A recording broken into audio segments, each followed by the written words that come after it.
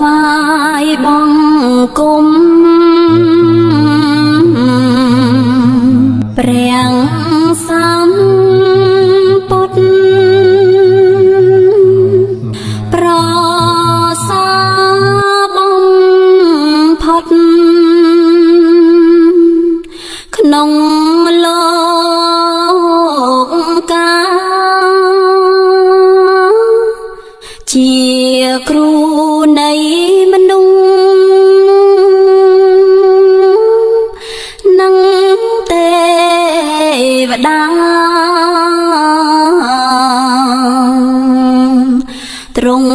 ត្រាំងទេងស្នា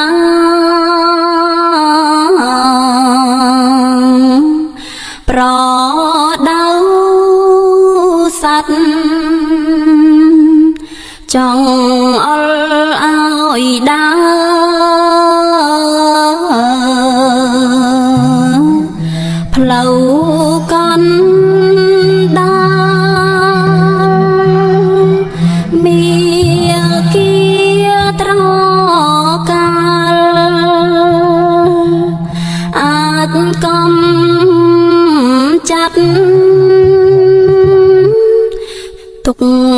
ភ័យចង់រៃអើយខ្ចាយបាត់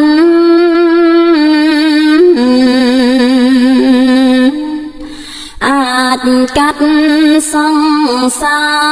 ររាំងទុក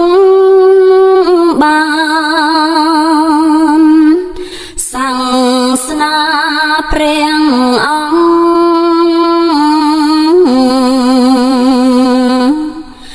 នៅសពថ្ងៃ